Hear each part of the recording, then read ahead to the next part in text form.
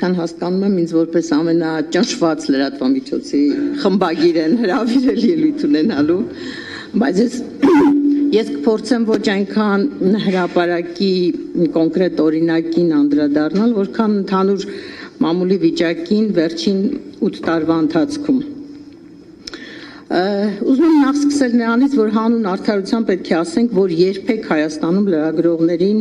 լրագրողների համար ջերմոցային պայմաններ չեն եղել եւ երբեք ոչ մի իշխանություն լրագրողներին չի սիրել։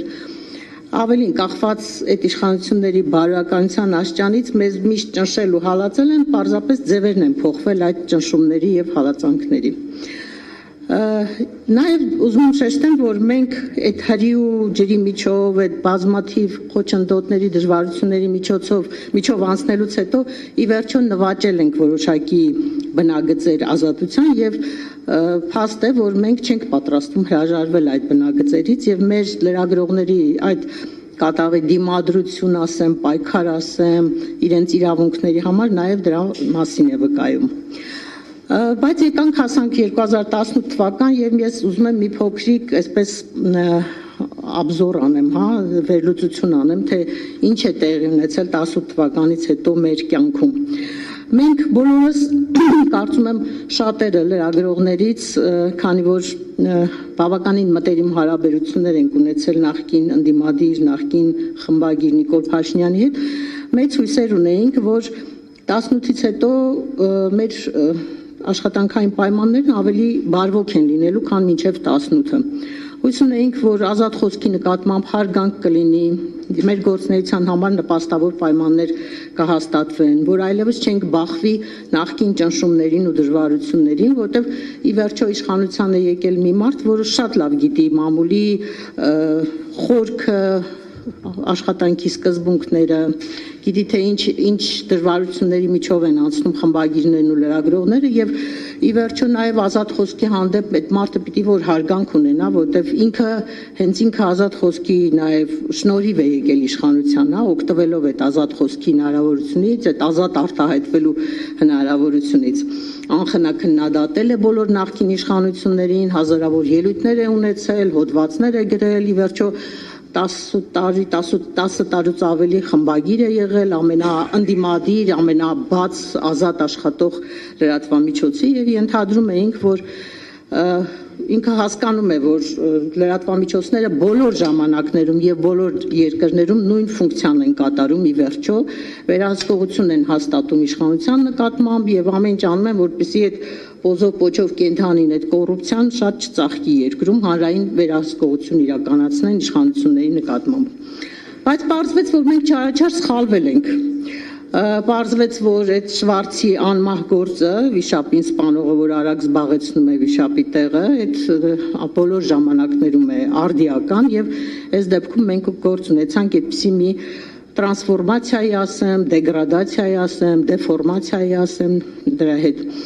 Իրենց իշխանության գալուց երևի բառացիորեն օրեր անց սկսեցին հալածել,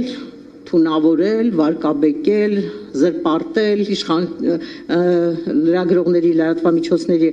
աշխատանք սահմանափակել, թիրախավորել լրագրողներին, վարկաբեկել։ Ես իհարկե կարող եմ հարյուրավոր, նույնիսկ երևի հազարավոր օրինակներ բերել, թե ինչպես է արտահայտվել այդ սահմանափակումները եւ այս տարիներին ինչքան բարդ է եղել լրագրողների համար աշխատանքը։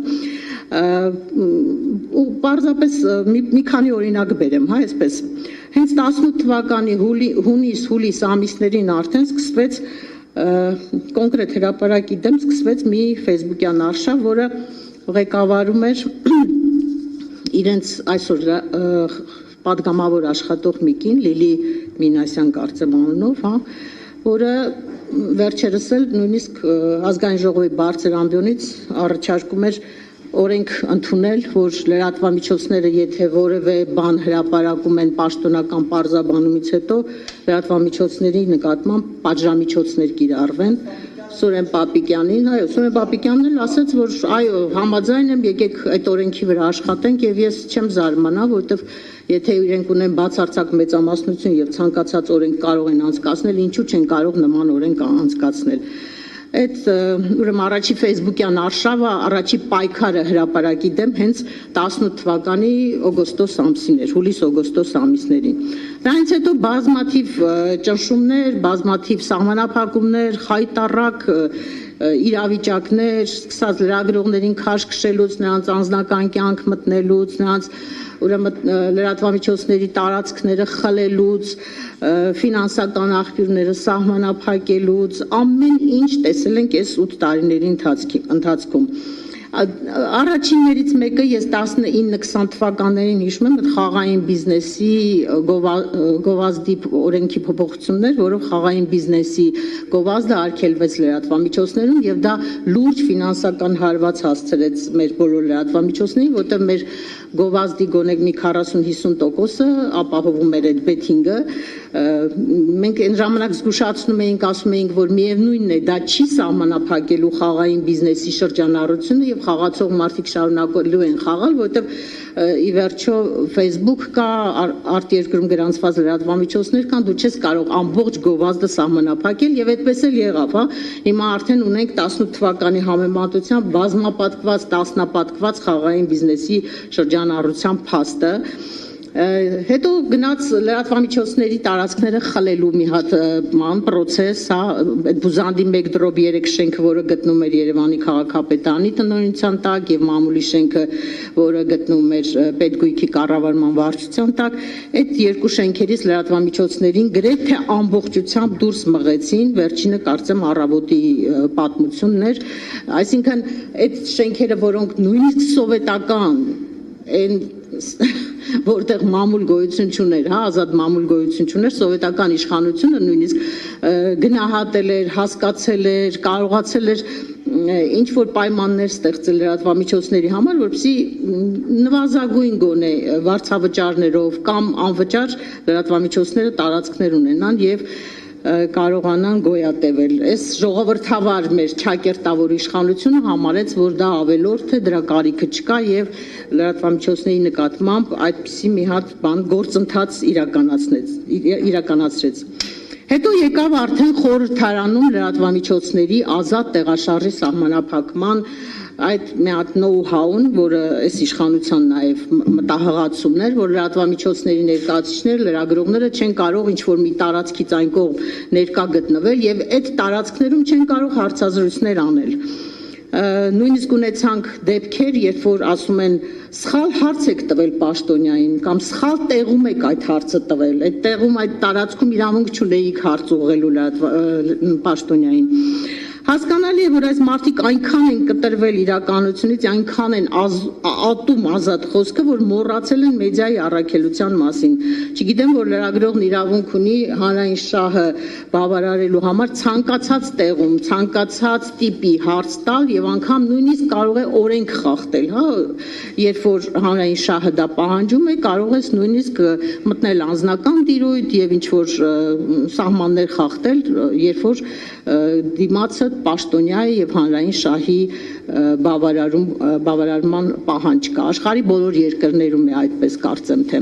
Ճնշումների մի ձև էլ բնականաբար դատական հայցերն են, արդեն ասվեց Սաթիկը ներկայացրեց, թե քանի դատական հայց է ներկայացվել, բայց մեր դեպքում հրապարակի դեպքում մի քիչ ավելի արտառոց է, որ երկրի առաջի դեմքը ինքն անձամբ է դիմել լրատվամիջոցի դեմ մտել է դատարան, նույնիսկ 1 միլիոն դրամի պահանջ է ներկայացրել փոխհատուցման բարոյական վնասի, բայց դատարանը իր վճռով ցույց տվեց, որ հայցը բոլորովին անհիմն է, որտեղ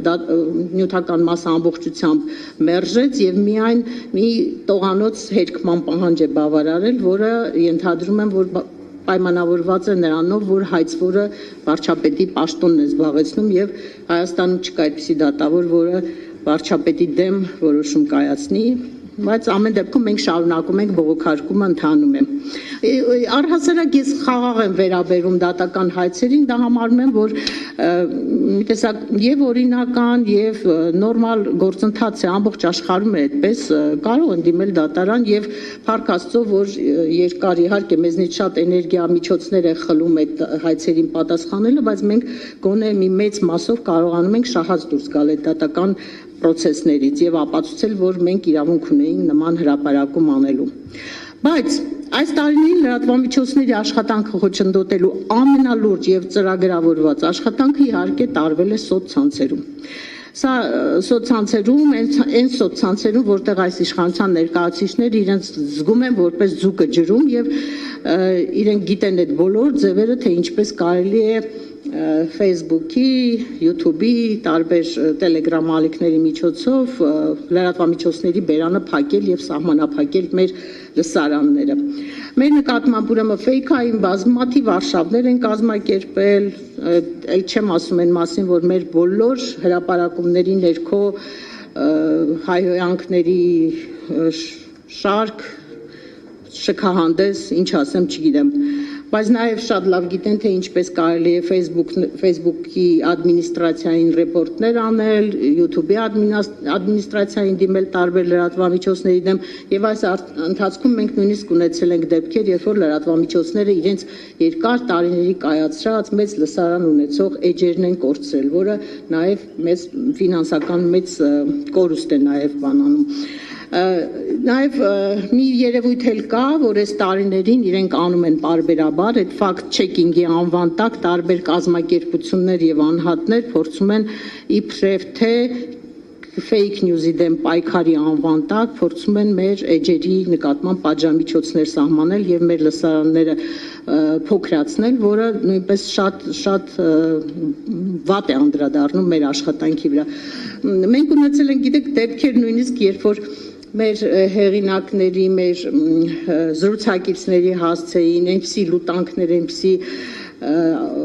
կազմակերպված, հա, մենք միշտ երևում է, երբ դա կազմակերպված արշավներ են իրականացրել, որ ասենք մարդը, որ ինչ որ մի միջազգային մրցույթում հաղթել է կամ մի հատ լավ գիրք է գրել եւ մենք մի դրական հրապարակում ենք ունեցել իր մասին, զանգում է եւ խնդրում, աղաչում է, ասում է հրապարակումը հեռացրեք, խնդրում եմ ձեր կայքից, որտեվ դրա ներքո գնում է ուրեմն խայտարակ այդ չմարդ, հա, դրանք մարդ էլ չեն, որ դրանց ասես, հա, ինչ տեսակի սեռական եւ այլ հայհոյանք ասես կարող են գրել այդ մարդկանց հասցեին, որը ընդհանրապես ասենք ունի մի ընդդիմադիր հայացքներ, հա, այս իշխանության որևէ գիծ քննադատում է, որևէ պահվածք, որևէ հայտարարություն, հա, ասենք օրինակ Արցախի մասին լավ դրական մի հատ միտք է արտահայտում, մտնում են, սկսում են հայհոյել եւ վարկաբեկել։ Այս ու պատկերացրեք այս տեսակ իշխանությունը, որը նման գործելավոճ, նման ձեռագիր ունի, պարբերաբար խոսում է ատելության խոսքից։ Այդ փարիսեցությունը արամի ասած այստեղ է էլի արտահայտվում, որ ուրեմն գնում են նույնիսկ միջազգային լսարաններում գնում են բողոքում են, որ իրենք ատելության խոսքի զոհ են դառնում, իրենք խեղճերը, այդ падգամավորները ԿՊԱ-կան շատ տուժում են այդ ատելության խոսքից, երբ որ իրենք այդ ատելության խոսքի հիմնադիրն են, հայրն են, չգիտեմ ինչն են, հա։ Այո։ Եվ մի բան էլ կուզեի ասել այսօր, այս իշխանությունը ունի խոսքի քիլերների բանակ, հա, քիլերներ կոչվածը, դրանք են շարքային ֆեյքերն ու այն կոմենտ գրողները չեն, հա, դրանք ուրիշ կատեգորիա են, դրանք էլիտան են, հա, այս իշխանության էլիտան են, որոնք շատ չեն իհարկե, երևի մի 10-20 հոգի են, բայց այսպես շատ խելոք հնազանդ զորքի նման կատարում են վերևից իջած հրահանգները եւ մեկ էլ տեսնում ես, հա, միաժամանակ մի 10-20 հոգի իրար հետ սկսեցին ստատուսներ գրել ինչ որ կոնկրետ մեկի դեմ, ոչ մի ինչ որ կոնկրետ լրատվամիջոցի դեմ, կոնկրետ խմբագրի դեմ, կոնկրետ ընդդիմադիր գործի դեմ, երևում է որ այտենց խորով են աշխատում էլի, իրենք խմբակային են աշխատում եւ այնց բավականին արդյունավետ են աշխատում, որտեւ ի վերջո մարդիկ նաեւ այդ խոսքից ինչ որտեղ նեղվում են, ազդվում են, հա, վիրավորվում են։ Մենք իհարկե իմունիտետ ենք ձեռք բերել այս ընթացքում եւ գոնե ես այդպես իմ վրա բացարձակ չի ազդում, բայց այդ քիլերների խումբը շատ հետաքրքիր խումբ է, հա, բոլորի անունները կարծում եմ գիտեք, հա, Վահագն Ալեքսանյան, Ռուբեն Ռուբինյան, Ալեն Սիմոնյան, Հայկ Կոնջորյան եւ այլն, Արթուր Հովհաննիսյան, դրանք այդ մի հատ տենց լավ աշխատած, ձևավորված նենց մի հատ բան են, հա։ լայվեր մտնեն, հա, ստատուսներ գրեն, վարկաբեկեն եւ ամեն ինչ անեն։ Դրանցից մեկի մասին հատուկ եմ ուզում շեշտել, հա, այդ իմ սիրած թեման է իմիջիալոց, ամենտեղ ինչքան հնարավոր է խոսում եմ։ Այդ Ռուբեն Ռուբինյանը ուրեմն շատ օրիգինալ տղա է, ինքը ոչ միայն ուրեմն 80-ամյա առաջին նախագահի հասցեին է այտենց ոսկեղենիկ իր բառապաշարով արտահայտվում, այլ նաև ուրեմն պարբերաբար խմբագիրներին է անդրադառնում, լրատվամիջոցներին է անդրադառնում, օրինակ իմ մասին օրինակ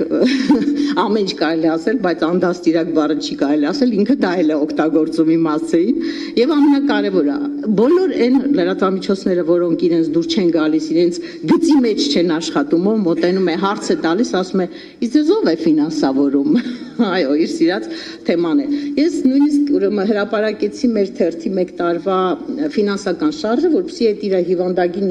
հետաքրքրասիրությունը բավարարեմ, բայց պարզվեց այդ մարդը դրանով էլ չի բավարարում։ Գրեցի, ասացի, արի խմբագրություն, եթե քեզ այլ մանրամասները ներկայացնում, կարող ենք տրամադրել։ Ի վերջո մեր բոլոր կայքերում երևում է մեր գովազդատուների ցանկը։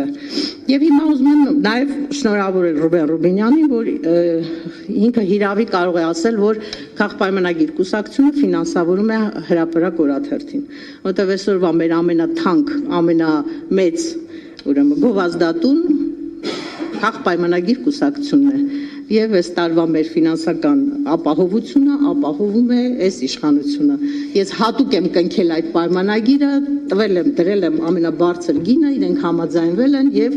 այնպես որ կարող ենք հանգիստ ասել Ռուբեն Ռուբինյան, դու ես ֆինանսավորում հրապարակ օրաթերթը։ Այո, ուզում եմ ամփոփել, ուզում եմ ասել, որ անկախ բոլոր այս դրսևորումներից, այս իշխանության այս գործելավոճից, իր ձեռնարկած քայլերից եւ անկախ նույնիսկ նրանից, թե իրենք հունիսի 7-ին կունենան հաջողություն, կվերընտրվեն թե ոչ, ես ուզում եմ ասել, որ իրենք պետք է իմանան, մամուլը եղել է, կա եւ լինելու է անկախ իրենց բոլոր ցանկություններից եւ տվայտանքներից։ Շնորհակալ եմ։